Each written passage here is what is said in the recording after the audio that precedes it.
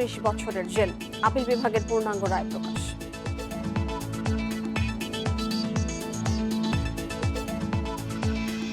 শুনছিলেন শিরোনাম, এবারে পুরো খবর। দেশে করোনায় একদিনে দ্বিতীয় সর্বোচ্চ 226 জনের মৃত্যু হয়েছে। এতে টানা 5 দিন প্রাণহানি 200-র উপরে, আর নতুন আক্রান্ত 12,236 জন। তবে 11 দিন পর সর্বনিম্ন শনাক্তের হার 27.23। সংক্রমণ নিয়ন্ত্রণে ঈদের আয়োজন স্বাস্থ্যবিধি মেনে সীমিত পরিসরে করার তাগিদ জনস্বাস্থ্যবিদদের। করোনা সংক্রমণ ও মৃত্যুর সংখ্যায় এখন সবচেয়ে কঠিন সময় পার করছে দেশ। শনাক্তের হার খানিকটা কমলেও টানা 5 দিন ধরে প্রাণহানি 200-র ওপরে। বৃহস্পতিবার একদিনে দ্বিতীয় সর্বোচ্চ 226 জনের মৃত্যু হয়েছে। এর আগে 11 জুলাই দিনে সর্বোচ্চ 230 জনের মৃত্যু হয়েছিল। এর মধ্যে সবচেয়ে বেশি মৃত্যু ঢাকা বিভাগে 74 আর খুলনায় 52 জনের। এতে মোট প্রাণহানি 17,278 জনে দাঁড়ালো।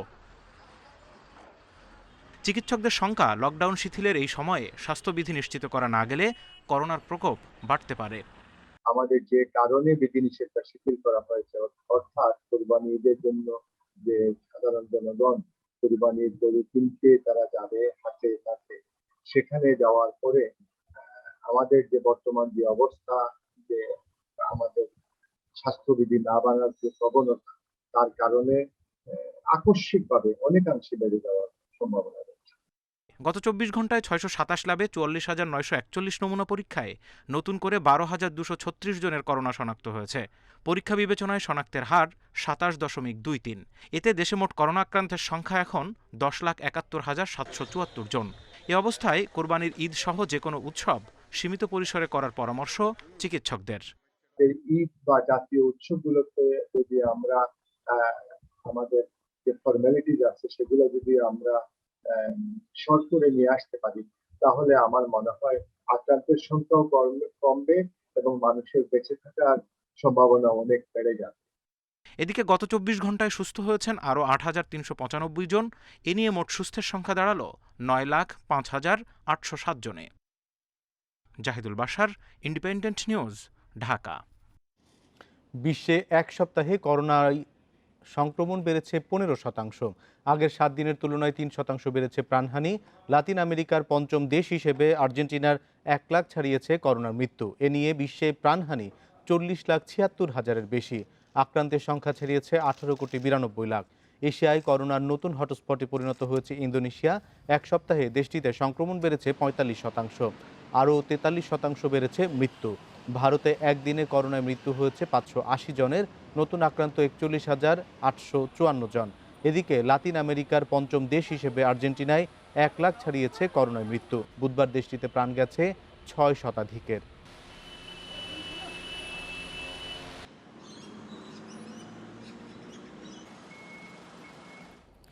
ঈদ উপলক্ষে কঠোর লকডাউন 8 দিনের জন্য শিথিল করায় আবারও আগের রূপে ফিরেছে ঢাকা। সারা দেশেই শুরু হয়েছে বাস, ট্রেন এবং যাত্রীবাহী লঞ্চ চলাচল। আন্তনগর ট্রেনগুলোতে স্বাস্থ্যবিধি মানা হলেও লোকাল ট্রেনে গাদাগাদি করে যাতায়াত করছে মানুষ। একই অবস্থা রাজধানীর গণপরিবহনগুলোর। 17 দিন পর সড়কে ফের নেমেছে গণপরিবহন। চলছে আগের মতোই ব্যক্তিগত গাড়ি, সিএনজি, মোটরসাইকেল। গাড়ির অতিরিক্ত চাপে রাজধানীর বিভিন্ন সড়কে দেখা যায় যানজট। বিভিন্ন বাস টার্মিনাল থেকে ছেড়ে যায় দূরপাল্লার বাস। বাসের জন্য ঘন্টার পর ঘন্টা অপেক্ষা করতেছে। আগে যে 5 মিনিটে দাঁড়ালে 3টা বাস আসতো, আর এখন আধা ঘন্টা দাঁড়িয়ে আছে, একটা বাসও আসতেছে না। যদি বাস পাওয়া যায় তাহলে যাওয়ার সুবিধা হবে, নাহলে তো অনেক কষ্ট হয়ে আবার হেঁটে যেতে হবে আমাকে। যে নির্দেশনা দিয়েছে যে স্বাস্থ্যবিধি মেনে গণপরিবহন চলবে, আমরা এই বিষয়ে আমাদের সিনিয়র স্যারদের নির্দেশনা মোতাবেক আমরা কড়া নজরদারিতে রাখছি। আমাদের চোখে যেগুলো আসতেছে সেগুলো আমরা আইনগত ব্যবস্থা নিচ্ছি। আন্তনগর ট্রেনগুলোয় দেখা যায় স্বাস্থ্যবিধি মেনে চলার প্রবণতা। জীবাণুনাশক ছিটানোর পাশাপাশি নেওয়া হয় ধারণ ক্ষমতার অর্ধেক যাত্রী। তবে অনলাইনে টিকিট কাটা সহ নানা বিষয়ে ভোগান্তির কথা জানান অনেকে। অনলাইনের যে টিকিটের ব্যবস্থাটা, ওটা যে সার্ভারটা একটু ভালো করে তাহলে অনেকের জন্য ভালো হয়, কারণ অনলাইনে অনেকক্ষণ যাবত বসার পরেও টিকিটটি পাওয়া যায় না। একেবারে উল্টো চিত্র লোকাল ট্রেনগুলোয়। আসন সংখ্যার প্রায় দ্বিগুণ যাত্রী নিয়ে চলছে এসব ট্রেন। গাদাগাদি করে চলাচল করা বেশিরভাগই মানেনি স্বাস্থ্যবিধি। এত ভিড় ছিল, মানে দাঁড়াইবার জায়গা নাই, অনেক দাঁড়াইতে পারি না। স্বাস্থ্যবিধি অমান্যকারীদের বিরুদ্ধে কঠোর ব্যবস্থার হুঁশিয়ারি দিয়েছেন রেলমন্ত্রী। লোকাল ট্রেনগুলিতে কিছু কিছু ব্যর্থ হচ্ছে, এরপরেও আমরা চেষ্টা করছি যাতে মানা যায়। অ্যাক্সেস কন্ট্রোল, সেটা কিন্তু সমস্ত স্টেশনগুলোতে আমরা এখনো করতে পারি নাই। কারণ মানুষ সমস্ত স্টেশনে যদি দাঁড়িয়ে গিয়ে যদি ট্রেনে হুড়ুর করে উঠে যায়, এটা বন্ধ করার যে একটা আমাদের মেকানিজম, এইটা কিন্তু আমাদের কারো হাতে নেই এখন। এছাড়া সকালে সদরঘাট লঞ্চ টার্মিনালে ছিল যাত্রীদের ভিড়, কোথাও মানা হয়নি স্বাস্থ্যবিধি, অনেকেরই মুখে দেখা যায়নি মাস্ক। নুরা জান্নাত, ইন্ডিপেন্ডেন্ট নিউজ। এদিকে আবার আগের রূপে ফিরেছে বিভিন্ন সড়ক, মহাসড়ক ও ফেরিঘাট। বৃহস্পতিবার ভোর থেকেই সড়ক ও নদীপথে বেড়েছে গণপরিবহনের চাপ। এর মধ্যে ঢাকা টাঙ্গাইল বঙ্গবন্ধু সেতু মহাসড়কে প্রায় 15 কিলোমিটার এলাকায় ছিল ভোগান্তি। এদিকে মুন্সিগঞ্জে স্বাস্থ্যবিধি অমান্য করে অতিরিক্ত যাত্রী নেয় 5টি লঞ্চকে জরিমানা করেছে ভ্রাম্যমাণ আদালত। মধ্যরাতে লকডাউন শিথিলের পর থেকে ঢাকামুখী যাত্রীদের ঢল নামে শিমুলিয়া ঘাটে। যাত্রীর বাড়তি ভিড়ের পাশাপাশি বেড়েছে ঈদে বাড়ি ফেরা দক্ষিণ বঙ্গমুখী মানুষ ও যানবাহনের চাপ। খাতা কলমে করোনা স্বাস্থ্যবিধি মানার নির্দেশনা থাকলেও ফেরিতে তা একদমই মানা হচ্ছে না। করোনার তো ঝুঁকি আছে, তারপরও দীর্ঘদিন ছেলে সন্তান নিয়ে বাবা মাকে দেখি না, তার দাদা দাদুকে দেখে না। ইনকাম নাই, এই কারণে লকডাউন ছাড়ছে, আজকেই বাড়ি যাচ্ছি। ঘাটের পরিস্থিতি প্রায় অস্বাভাবিকের মতন, কারণ ছোট গাড়ির পরিমাণ বাড়ছে, তারপর পানির স্রোত আছে, এই দিন একটু ফেরি যাওয়া আসা একটু সময়ও লাগে। দৌলতদিয়া ঘাটে বেড়েছে পশুবাহী ট্রাকের ভিড়, ফলে ঘাট এলাকায় দেখা দেয় কয়েক কিলোমিটার দীর্ঘ যানজট। বেলা বাড়ার সঙ্গে সঙ্গে রোদ ও গরমে চরম ভোগান্তিতে পড়েন ব্যবসায়ীরা। ট্রাকে থাকা পশুগুলোর অসুস্থ হয়ে পড়ার শঙ্কা তাদের। এদিকে বরিশালে স্বাস্থ্যবিধির তোয়াক্কা না করে কয়েক গুণ বেশি ভাড়ায় চলছে যাত্রীবাহী লঞ্চ। গাড়িতে গরু রয়েছে অনেক, তারা অনেক কষ্ট পাচ্ছে, গরু কষ্ট পাচ্ছে, আমরা নিজেরা কষ্ট পাচ্ছি। সারা রাত গাড়ি চলে যাচ্ছি, এসে ঘাটে এসে এখন ঘাট পার হতে পারলাম না। গরু খাড়ায় থাকতে পারতেছে না, গরুগুলো যদি এক সাইড করে গরুর গাড়িগুলো আগে সাইডে দিত সবচেয়ে উত্তম। ঢাকাগামী যে সকল ট্রাক আছে তারা যেন নির্বিঘ্নে যাতায়াত করতে পারে, কোথাও বাধার সম্মুখীন না হয়, সেই লক্ষ্যে আমরা তৎপর আছি এবং পর্যাপ্ত ব্যবস্থা নিয়েছি। ঢাকা টাঙ্গাইল মহাসড়কেও আগের চেয়ে বেড়েছে যানবাহনের চাপ। একসময় এলেঙ্গা থেকে করটিয়া পর্যন্ত উত্তরবঙ্গমুখী প্রায় 15 কিলোমিটার এলাকায় দেখা দেয় তীব্র যানজট। চরম দুর্ভোগে পড়েন সাধারণ যাত্রীরা। 4টা বাজে এখানে আসছি, এই পর্যন্ত কোনো কিছু মানে লড়ে না, এক হাত জায়গা গাড়ি যায় না। জাম পড়ছে বোধহয় এমনি ফাঁকা আমাদের কোনো কারণ বসন্ত নেই, এমনি জাম ভালো রাখছে পুলিশে। এছাড়া ঢাকা ময়মনসিংহ ও ঢাকা চট্টগ্রাম মহাসড়কে অর্ধেক আসন খালি রেখে বাস চলাচল করলেও অন্যান্য যানবাহনে স্বাস্থ্যবিধি উপেক্ষার অভিযোগ উঠেছে। একই অভিযোগ দেশের বিভিন্ন সড়ক মহাসড়কে। Shamima Rahman, independent news. সকাল থেকে রাজধানীর সদরঘাট লঞ্চ টার্মিনালে যাত্রীদের ভিড় থাকলেও বেশিরভাগই মানছেন না স্বাস্থ্যবিধি। আরও জানাতে সদরঘাট লঞ্চ টার্মিনাল থেকে যোগ দিচ্ছেন সহকর্মী সুমন তানভীর। সুমন তানভীর, আমরা যতটুকু জানতে পারছি যে যাত্রীরা এখনও স্বাস্থ্যবিধি মানার ব্যাপারে উদাসীন, এবং লঞ্চের এখন কি অবস্থা দেখতে পাচ্ছেন, সেখানে কি কোনো ধরনের শারীরিক দূরত্ব আপনি দেখতে পাচ্ছেন কিনা?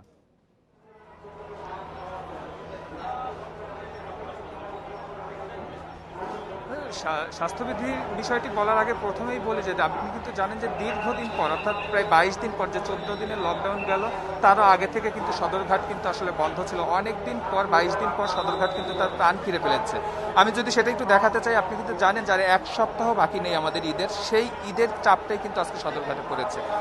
সকাল থেকে লঞ্চ ছাড়ার আগে থেকে, যদিও কালকে মধ্যরাত থেকে লঞ্চ চালুর অনুমতি দিয়েছিল সরকার, তার মধ্যরাত থেকে না হলে চলাচল লঞ্চ করেনি। সকাল থেকে মূলত লঞ্চ চলাচল শুরু হয়েছে এবং সকাল থেকে যাত্রীদের উপচে পড়া ভিড় আসলে আছে। যদিও ঈদের যে মূল চাপটা সেটা এখনো লঞ্চ মালিকরা বলছেন শুরু হয়নি, তবে সকাল থেকে আমরা যে পরিমাণ যাত্রী এই সদরঘাট কেন্দ্রিক দেখছি সেটা কিন্তু আসলে তুলনামূলক কম নয়। প্রচুর যাত্রী সকাল থেকে আসছে এবং সকালে 16 থেকে 18টা লঞ্চ ছেড়ে গিয়েছে এবং এখন মূলত বিকালের পর থেকে আপনি দেখছেন যে সারি সারি লঞ্চ দাঁড়িয়ে আছে, তারা কিন্তু আসলে ছাড়ার অপেক্ষায় আছে। আর যে যাত্রীগুলো আছে সবাই কিন্তু ঈদে বাড়িমুখী যাত্রী। আর আপনি যে বিষয়টির কথা বলছিলেন, আসলে স্বাস্থ্যবিধির বিষয়টি, মাস্ক, আপনি জানেন যে মাস্ক পরার বিষয়টি এখন কম বেশি সবার ভিতরে মাস্ক পরার বিষয়টি আসলে অভ্যাসে পরিণত হলেও একটি বিষয় যেটি এখানে সদরঘাটে মানাটা অনেকটাই অসম্ভব হয়ে যাচ্ছে, সেটা হচ্ছে শারীরিক দূরত্ব।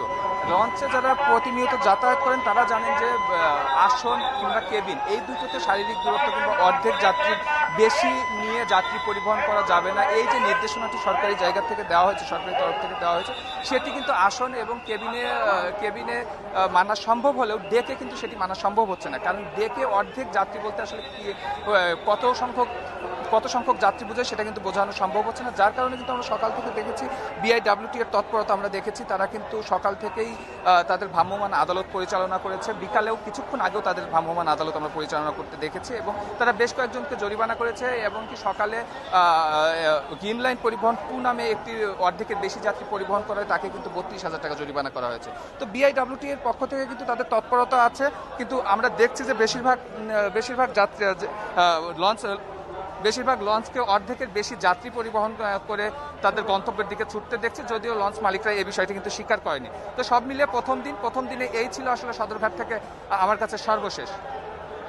সুমন তানভীর, আপনাকে অনেক ধন্যবাদ। টানা 14 দিন পর দোকান শপিং মল খোলায় সকাল থেকেই দেখা গেছে ক্রেতাদের ভিড়। কেউ আসেন দৈনন্দিন কেনাকাটায়, আবার অনেকেই আসেন ঈদ বাজার করতে। তবে বেশিরভাগ মার্কেটেই উপেক্ষিত ছিল স্বাস্থ্যবিধি। মাস্ক ছাড়াও দেখা গেছে ক্রেতা বিক্রেতাদের। কঠোর বিধিনিষেধ শিথিলের প্রথম দিন বৃহস্পতিবার সকাল 10টায় নিউ মার্কেট এলাকার চিত্র এটি। দোকান মার্কেট খোলার আগেই ক্রেতাদের ভিড় দেখা যায় বিভিন্ন এলাকায়। দোকান খোলার সাথে সাথেই পছন্দের পণ্য কিনে নেন ক্রেতারা। ভিড় এড়াতে সকালেই কেনাকাটায় আসা বলে জানান ক্রেতারা। লকডাউনের পর আজকেই প্রথম মার্কেট করছে, তো পরিবারের সবার জন্য ঈদের শপিং এর জন্য আজকে আসছি। অনেক ভিড় তো সেজন্য চিন্তা করলাম আর কি একটু আগে আসলে একটু আগে টুকটাক কিছু কিনা চলে যাবো। ঈদের শপিং আছে, তারপরে আবার যারা বাড়ি যাবে তাদের একটা প্ল্যানিং আছে, এই জন্য আসলে আর্লি মার্কেটে আসা। এখন সকাল আসা তাড়াহুড়া থাকবে না, আস্তে ধীরে আমি কিনতে পারবো। তবে রাজধানীর অনেক মার্কেটে বেচা বিক্রি নিয়ে মিশ্র প্রতিক্রিয়া বিক্রেতাদের। বেচা কেনার অবস্থা খুবই খারাপ। লকডাউন শেষ হয়েছে, দোকানপাট খুলে দিছে, মার্কেট ওপেন হয়েছে। প্রসাধনী, কসমেটিক্স, ইমিটেশন জুয়েলারি এগুলো তো শখের জিনিস, টুকটাক বিক্রি হবে। কাপড় চোপড় কিছু টুকটাক বিক্রি হবে। এদিকে স্বাস্থ্যবিধি মানার শর্তে বিপণী বিতান খোলার কথা থাকলেও অনেক জায়গায় তা ছিল উপেক্ষিত। দোকান মালিক সমিতি বলছে স্বাস্থ্যবিধি নিশ্চিতে তাদের চেষ্টা অব্যাহত আছে। আমাদের গেটের প্রবেশপথে আমরা জীবাণুনাশক টানেল বসানোর চেষ্টা করেছি। এছাড়া প্রতিটা শোরুমে যেন হ্যান্ড স্যানিটাইজার থাকে তা আমরা মনিটরিং করছি। মার্কেটে স্বাস্থ্যবিধি নিশ্চিতে ক্রেতা বিক্রেতাদের আরও সচেতন হওয়ারও আহ্বান জানায় দোকান মালিক সমিতি। মাহমুদ শরীফ, ইন্ডিপেন্ডেন্ট নিউজ, ঢাকা। নারায়ণগঞ্জের রূপগঞ্জে আগুনে পোড়া সেজান জুস কারখানায় শিশু শ্রমিকেরা কাজ করত কি না তা খতিয়ে দেখা হচ্ছে বলে জানিয়েছেন র্যাবের মহাপরিচালক চৌধুরী আব্দুল্লাহ আল মামুন। বিকেলে দুর্ঘটনায় ক্ষতিগ্রস্ত 500-র বেশি শ্রমিক পরিবারের মধ্যে মানবিক সহায়তার ঈদ উপহার অনুষ্ঠানে তিনি বলেন, এই নিয়ে 3টি তদন্ত দল কাজ করছে।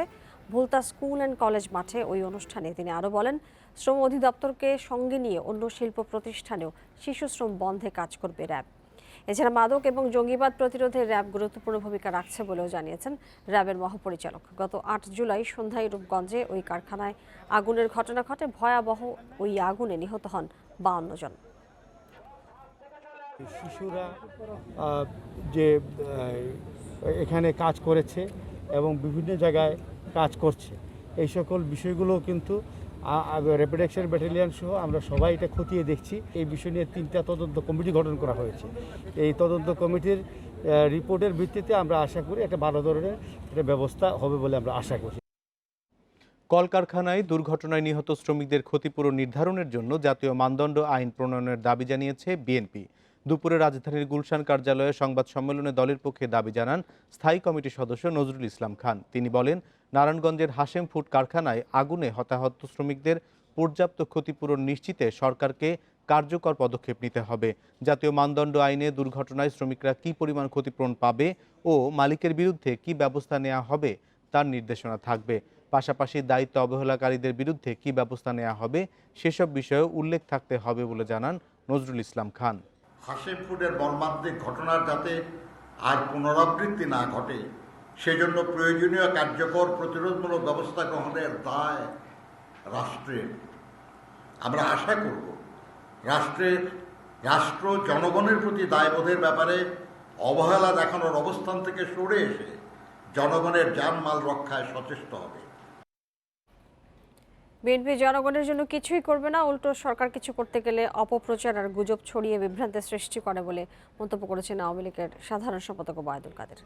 সকালে সরকারি বাসভবন থেকে ভার্চুয়ালি যুক্ত হয়ে অসহায় মানুষের মাঝে খাদ্য বিতরণ অনুষ্ঠানে এই মন্তব্য করেছেন তিনি বলেন, করোনা সংক্রমণের শুরু থেকে রাজনৈতিক দল হিসেবে আওয়ামী লীগ এবং সহযোগী সংগঠনের নেতাকর্মী ছাড়া কোনো দলই অসহায় মানুষের পাশে দাঁড়ায়নি।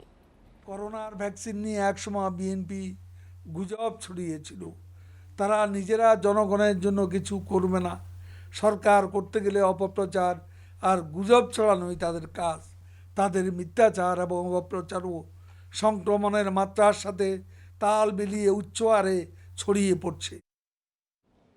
দেশে এখন করোনার টিকার কোনো সমস্যা নেই, সংক্রমণ রোধে টিকা নেওয়ার আহ্বান জানিয়েছেন প্রধানমন্ত্রীর বেসরকারি শিল্প বিনিয়োগ উপদেষ্টা সালমান এফ রহমান। বৃহস্পতিবার মতিঝিলে এফবিসিসিআই ভবনে স্বাস্থ্য সুরক্ষা সামগ্রী বিতরণ অনুষ্ঠানে অনলাইনে যুক্ত হয়ে এই আহ্বান জানান তিনি। সালমান এফ রহমান বলেন, নিবন্ধনের মাধ্যমে সারা দেশে টিকা দেয়া হচ্ছে, বিভিন্ন দেশ থেকে চালান আসছে, টিকা প্রাপ্তিতে কোনো সমস্যা হবে না। তাই সবাইকে সুরক্ষা অ্যাপে নিবন্ধন করতে হবে সঠিক সময়ে টিকা নেওয়ার জন্য। পাশাপাশি মাস্ক পরা সহ স্বাস্থ্যবিধি মেনে চলতে হবে। অনুষ্ঠানে সারা দেশে সব চেম্বারের মাধ্যমে বিনামূল্যে স্বাস্থ্য সুরক্ষা সামগ্রী বিতরণ কার্যক্রমের উদ্বোধন করা হয়। আলহামদুলিল্লাহ আমরা এখন দেখতেছি যে ভ্যাকসিনের সমস্যাটা সমাধান হয়ে গেছে। অনেকগুলি ভ্যাকসিন দেশে চলে এসছে। এটাও সবাই যেন তাড়াতাড়ি সুরক্ষা অ্যাপে রেজিস্ট্রেশন করে যেন ভ্যাকসিন নেওয়ার যদি সবাই নিয়ে নেয় তাহলে সেটাও ভালো হবে। পরিস্থিতি অনুকূল থাকলে এসএসসি পরীক্ষা নভেম্বরের দ্বিতীয় সপ্তাহে এবং এইচএসসি ডিসেম্বরের প্রথম সপ্তাহে নেওয়া হবে বলে জানিয়েছেন শিক্ষামন্ত্রী দীপুমণি। গ্রুপভিত্তিক 3টি বিষয়ের উপরে পরীক্ষা নেওয়া হবে। এছাড়াও অ্যাসাইনমেন্টের মাধ্যমে সংক্ষিপ্ত সিলেবাস শেষ করা হবে। করোনার কারণে গত বছরের এইচএসসি ও সমমানের পরীক্ষা নেওয়া সম্ভব হয়নি। এবছরের পরীক্ষা নেওয়ার জন্য সংক্ষিপ্ত সিলেবাস করেছে শিক্ষা মন্ত্রণালয়। এরপরও সব পরীক্ষা নেওয়া সম্ভব হচ্ছে না। গ্রুপ ভিত্তিক 3টি বিষয়ের ওপর পরীক্ষা নেওয়া হবে। অন্য বিষয়গুলো এসএসসির ক্ষেত্রে জেএসসি পরীক্ষার ফলের ওপর ভিত্তি করে এবং এইচএসসির ক্ষেত্রে এসএসসি ও জেএসসির ফলের ওপর ভিত্তি করে মূল্যায়ন হবে। পরীক্ষার সময় এবং পরীক্ষার নম্বর দুটোই হ্রাস করে পরীক্ষা গ্রহণ করার পরিকল্পনা গ্রহণ করা হয়েছে এবং পরীক্ষার সম্ভাব্য তারিখ হচ্ছে এসএসসি বা সমমান পরীক্ষার জন্য নভেম্বরের দ্বিতীয় সপ্তাহ আর এইচএসসি বা সমমান পরীক্ষার জন্য ডিসেম্বরের প্রথম সপ্তাহ। অ্যাসাইনমেন্টের মাধ্যমে সংক্ষিপ্ত সিলেবাস শেষ করা হবে। এসএসসি পর্যায়ের অ্যাসাইনমেন্ট 18 জুলাই এবং এইচএসসি পর্যায়ের শিক্ষার্থীদের অ্যাসাইনমেন্ট 26 জুলাই দেয়া হবে। কোনোভাবেই এই পরীক্ষা নেওয়া সম্ভব না হয় তাহলে তখন আমরা সেই সাবজেক্ট ম্যাপিং এবং কিছুটা সম্ভব হলে এই অ্যাসাইনমেন্টের থেকেও নম্বর নিয়ে আমরা সেই পরীক্ষার ফলাফল দেব। শিক্ষকরা বলছেন, পরিস্থিতি স্বাভাবিক হলে ইংরেজি এবং গণিতের মতো বিষয়গুলো পরীক্ষার আওতায় আনলে ভালো হয়। আবশ্যিক সাবজেক্টগুলোর ক্ষেত্রে যেটা বলা হয়েছে যে সাবজেক্ট ম্যাপিং এর মাধ্যমে মূল্যায়ন করা হবে, তাই মনে এটা ভালোই হয়েছে। তার এর সাথে যদি আরো 2টি সাবজেক্টকে অন্তর্ভুক্ত করা হতো তাহলে মনে আরো ভালো হতো। এসএসসি ও সমমানের 20 লাখ এবং এইচএসসি ও সমমানের পরীক্ষার্থী আছে 14 লাখের বেশি। নূরে আলম, ইন্ডিপেন্ডেন্ট নিউজ, ঢাকা। যাবজ্জীবন কারাদণ্ড নিয়ে গেল বছরের 1 ডিসেম্বর দেয়া আপিল বিভাগের রায়ের পূর্ণাঙ্গ নথি প্রকাশ করা হয়েছে। এতে বলা হয়েছে, প্রাথমিকভাবে যাবজ্জীবন বলতে বোঝাবে আমৃত্যু কারাদণ্ড, তবে দণ্ডবিধি এবং ফৌজদারি কার্যবিধি অনুযায়ী যাবজ্জীবন সাজা হবে 30 বছর। প্রধান বিচারপতি সৈয়দ মাহমুদ হোসেন সহ 7 বিচারপতির বেঞ্চ এই রায় দিয়েছেন।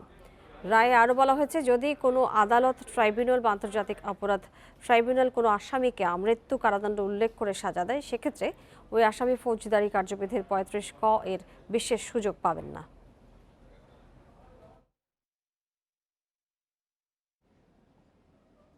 লবণযুক্ত গরুর কাঁচা চামড়ার দাম ঢাকায় প্রতি বর্গফুট 40 থেকে 45 টাকা এবং ঢাকার বাইরে 33 থেকে 37 টাকা নির্ধারণ করেছে বাণিজ্য মন্ত্রণালয়।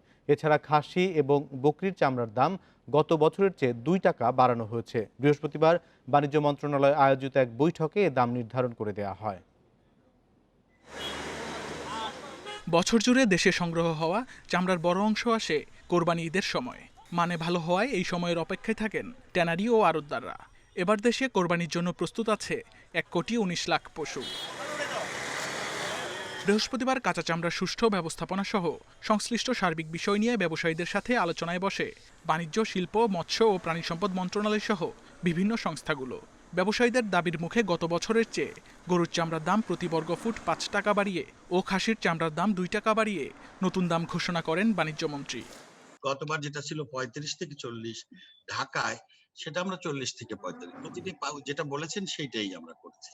দ্বিতীয় যেমন ঢাকার বাইরে ছিল 28 থেকে 32, সেখানেও 5 টাকা বাড়িয়ে আমরা 33-37 করেছি। একইভাবে যেটা ছিল 10 থেকে 12 বকরি, সেটা 12 থেকে 14 করেছি। এটা পরিষ্কার, এটা আমরা সার্কুলার দিয়ে দেব। ঈদের পর 23 জুলাই থেকে শুরু হওয়া লকডাউনে চামড়া পরিবহন ও সংরক্ষণের সাথে জড়িতদের বিধিনিষেধের বাইরে রাখার দাবি জানান ব্যবসায়ীরা। যে কোরবানির চামড়া ট্রান্সপোর্টেশন এবং কোরবানির চামড়া প্রিজার্ভেশনের জন্য যারা জড়িত রয়ে গেছেন এবং প্রসেসের জন্য যারা জড়িত রয়ে গেছেন, তারা যদি ওই সময় যদি এক্সাম্পশন না পায় এবং ওই 15 দিন যদি ঈদের 15 দিন যদি না করতে পায়, তাহলে কিন্তু চামড়া সংরক্ষণ করা এবং ন্যায্য মূল্য দেওয়া কিন্তু কঠিন হয়ে দাঁড়ায়। দেশে 19,99,000 মেট্রিক টন লবণের মজুদ আছে উল্লেখ করে চামড়া সংরক্ষণে লবণের ঘাটতি হবে না বলে দাবি করেন শিল্প সচিব। Shamim Ahmed, independent News, Dhaka. বৈশ্বিক করোনা মহামারী এবং ব্যবসার পরিস্থিতি বিবেচনায় কঠোর লকডাউনে পোশাক কারখানা খোলা রাখার দাবি জানিয়েছে বিজিএমইএ সহ ব্যবসায়ী সংগঠনগুলো। বিকেলে সচিবালয়ে মন্ত্রিপরিষদ সচিবের সঙ্গে বৈঠক শেষে গণমাধ্যমকে এই কথা জানিয়েছেন ব্যবসায়ী নেতারা। এই আবেদন আগামী শনিবার মন্ত্রিপরিষদের বৈঠকে বিবেচনা করা হবে বলে আশা তাদের। তারা বলেন, যদি পোশাক কারখানা লকডাউনে খোলা রাখা না হয় তাহলে ক্রেতারা ক্রয় আদেশ বাতিল করে অন্য দেশের প্রতি ঝুঁকে পড়বে। এতে দেশের পোশাক শিল্প হুমকির মুখে পড়বে এবং অর্থনৈতিকভাবে ক্ষতিগ্রস্ত হবে। এই বৈঠকে বিজিএমইএ, বিকেএমইএ এবং বিটিএম এর নেতারা উপস্থিত ছিলেন। আমাদের শিল্প কারখানা যেন খোলা থাকে, কারণ আমরা জানি যে ইকোনমিতে শিল্প কারখানা যদি খোলা না রাখা যায় তাহলে ইকোনমিতে এটার একটা মারাত্মকভাবে নেতিবাচক এফেক্ট হবে। আমাদের যেন শিপমেন্ট করতে পারি সেই সহযোগিতাটা আমরা চাচ্ছি। সেই জন্য রাজধানীর মহাখালীর 7তলা বস্তিতে আগুনে ক্ষতিগ্রস্ত 724 পরিবারকে খাদ্য সহায়তা দিয়েছে গুলশান ক্লাব ও পুলিশ। বৃহস্পতিবার বনানী বিদ্যানিকেতন স্কুল মাঠে স্বাস্থ্যবিধি মেনে বিতরণ করা হয় এসব খাদ্য সামগ্রী। ভবিষ্যতে যে কোনো দুর্ঘটনা বা দুর্যোগে পাশে থাকার ঘোষণা দেন গুলশান ক্লাব ও গুলশান পুলিশের ঊর্ধ্বতন কর্মকর্তারা। সেই সাথে সমাজের সচ্ছল সবাইকে করোনার এই সময় সহ যে কোনো দুর্যোগে পাশে থাকার আহ্বান জানানো হয়।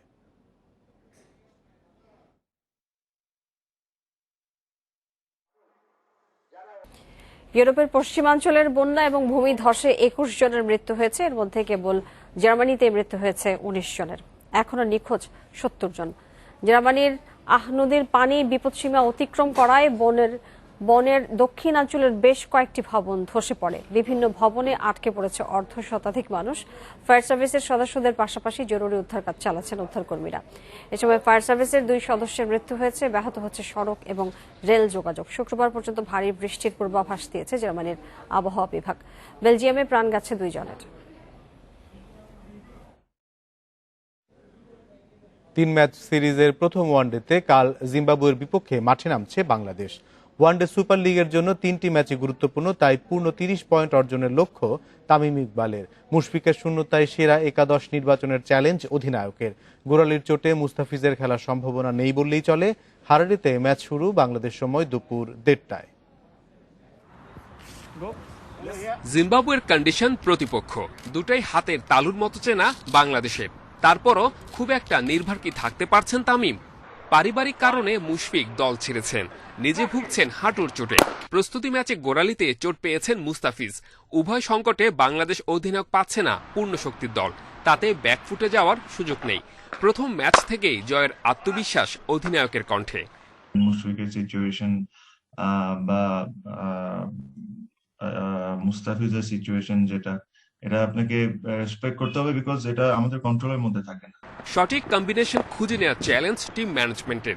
লিটনকে জায়গা দিতে ভাবতে হচ্ছে অনেক কিছু।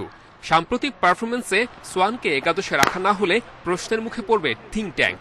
এর মধ্যে ছন্দ পাওয়ার কঠিন লড়াই সাকিবের। পরিকল্পনায় রাখতে হচ্ছে ওয়ানডে সুপার লিগ। ওর 11 জায়গা হবে কি হবে না that I can't tell you, but he's a strong contender that I can tell you. যে লেভেলের প্লেয়ার সাকিব, আমার কাছে মনে হয় যে কোনো ম্যাচে যে কোনো সিচুয়েশনে সে ঘুরে দাঁড়াতে পারে। যাদের বিপক্ষে ম্যাচ সেই জিম্বাবুয়ে দলটা সম্পর্কে কোনো তথ্য নেই বাংলাদেশের। পরিবারে করোনা রোগীর সংস্পর্শে আসায় আইসোলেশনে থেকে টেস্ট মিস করেছিলেন উইলিয়ামস ও আরভিন। তারা ওয়ানডে দলে ফিরছেন কিনা জানা নেই তামিমের। আমরা যে হোটেলে আছি ওই হোটেলে 10 দিন তাদের কোয়ারেন্টাইন করতে হবে, বাট আমি তো এখন পর্যন্ত তাদেরকে দেখিনি এখানে। সো এটা আসলে জিম ক্রিকেট আর আমাদের তরফ থেকে কোভিড প্রোটোকল যে মেনটেন করে তারা ভালো বলতে পারে। জিম্বাবুয়ের বিপক্ষে 16 ম্যাচ জয়ের ধারাবাহিকতা থাকলেও 2009 সালের পর ওদের মাটিতে সিরিজ জিততে পারেনি বাংলাদেশ। সেই শৃঙ্খল ভাঙার সুবর্ণ সুযোগ এবার তামিম সাকিবদের। Saiful Majumdar, independent news. সাদা পোশাকের রঙিন পারফরমেন্সের পর ওয়ানডেতে জিম্বাবুয়ের বিপক্ষে ছন্দ ধরে রাখার চ্যালেঞ্জ বাংলাদেশের। মুশফিকের শূন্যতায় মিডল অর্ডারে চাপ বাড়লেও ভারসাম্যপূর্ণ দল গড়ে সাফল্য পেতে চায় টিম টাইগার্স। প্রথম ওয়ানডেতে মুস্তাফিজকে পাওয়া নিয়ে আছে শঙ্কা। 3 পেসার এবং 2 স্পিনার নিয়ে বাজিমাতের লক্ষ্য অতিথিদের। পছন্দের ফরম্যাট ওয়ানডেতে জিম্বাবুয়ের বিপক্ষে শতভাগ সাফল্য ধরে রাখার চ্যালেঞ্জ বাংলাদেশের। প্রথম জয় হতে পারে 3 ম্যাচ সিরিজের আত্মবিশ্বাসের রসদ। ভারসাম্যপূর্ণ দল গড়েই ছন্দ ধরে রাখার লক্ষ্য টিম টাইগার্সের। ওপেনিংয়ে তামিমের পার্টনার বদল হচ্ছে নিয়মিত। ওয়ানডে অধিনায়কের সঙ্গী হতে চলছে লিটন নাইমের লড়াই। ছন্দহীন লিটনকে এগিয়ে রাখতে পারে লাল বলের পারফরম্যান্স। অন্যদিকে নাইম শেখকে পরীক্ষার পরিকল্পনা ম্যানেজমেন্টের। গুরুত্বপূর্ণ 3 নম্বর পজিশনে থাকবেন টাইগার অলরাউন্ডার সাকিব। উইকেটের আচরণ বুঝে প্রস্তুতি ম্যাচে মন্থর ব্যাটিং আত্মবিশ্বাস ফেরাতে পারে সাকিবকে। মুশফিকের অনুপস্থিতিতে ব্যাটিং অর্ডারে 4-এ দেখা যেতে পারে মাহমুদুল্লাহকে। ম্যাজিক 5-এর মিউজিক্যাল চেয়ারে সৈকতের লড়াইটা হবে মিঠুনের সাথে। প্রস্তুতি ম্যাচে 120 স্ট্রাইক রেটে 36 করা মোসাদ্দেকের পাল্লাই ভারী। মিডল অর্ডারে কিপার ব্যাটসম্যান সোহানের জায়গা অনেকটাই নিশ্চিত বলা যায়। সাথে ফিনিশারের ভূমিকায় থাকতে পারেন আফিফ। বোলিংয়ে ধাক্কা মুস্তাফিজকে নিয়ে ডান পায়ের গোড়ালিতে চোট পেয়েছেন। প্রথম ওয়ানডেতে কাটার মাস্টারকে পাওয়ার সম্ভাবনা ক্ষীণ। স্পিনের দায়িত্বে সাকিবকে সঙ্গ দেবেন পরীক্ষিত মিরাজ, আর পেস ডিপার্টমেন্ট সামলাবেন সাইফুদ্দিন, তাসকিন ও শরীফুল। ওয়ানডে সুপার লিগ বাড়িয়ে দিয়েছে সিরিজের গুরুত্ব। পূর্ণ 30 পয়েন্ট অর্জনে সমৃদ্ধ হবে টেবিলের দ্বিতীয় স্থান। সুযোগ হাতছাড়া হলে টিকে থাকার লড়াইয়ে পিছিয়ে যেতে পারে team tigers. Muhammad Nazim, independent news. আর এই ছিল সংবাদ সন্ধ্যার আয়োজনে। ইন্ডিপেন্ডেন্ট টেলিভিশনের সব খবর আরও বিস্তারিত জানতে চোখ রাখুন ফেসবুক, ইউটিউব এবং টুইটারে। সাথে থাকার জন্য ধন্যবাদ।